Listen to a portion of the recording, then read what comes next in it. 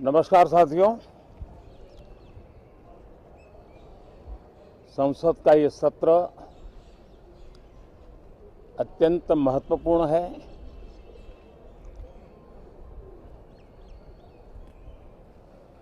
देश आज़ादी के अमृत महोत्सव मना रहा है।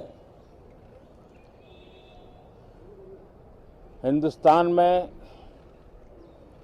चारों दिशाओं में से इस आज़ादी के अमृत महोत्सव के निमित्त रचनात्मक, सकारात्मक,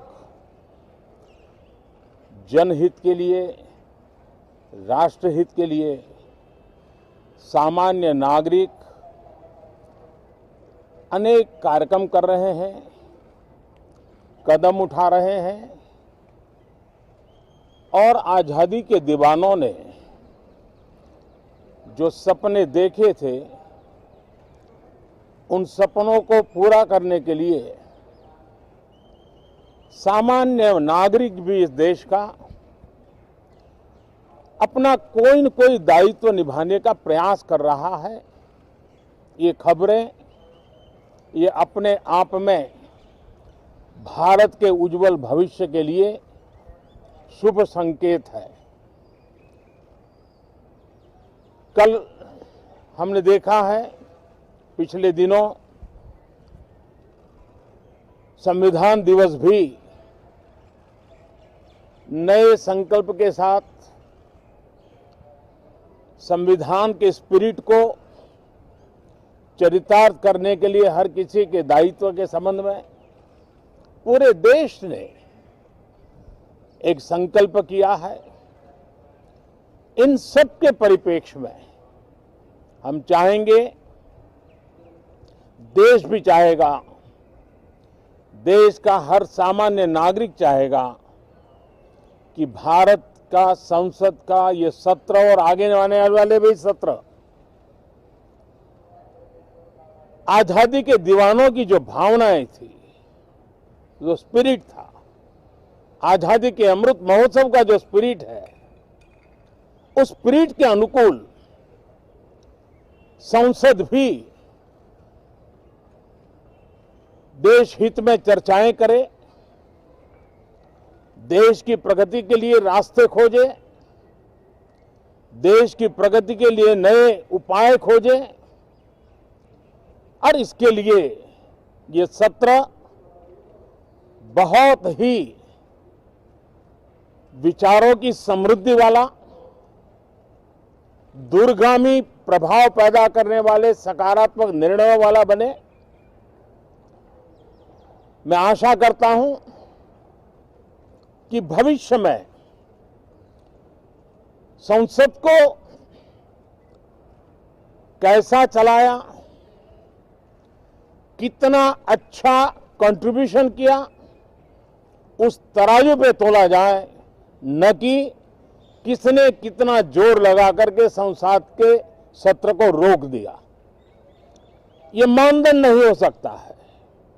मानदंड ये होगा कि संसद में कितने घंटे काम हुआ, कितना सकारात्मक काम हुआ। हम चाहते हैं सरकार हर विषय पर चर्चा करने के लिए तैयार है, खुली चर्चा करने के लिए तैयार है। सरकार हर सवाल का जवाब देने के लिए तैयार है और आजादी के अमृत महोत्सव में हम ये भी चाहेंगे कि संसद में सवाल भी हो, संसद में शांति भी हो। हम चाहते हैं संसद में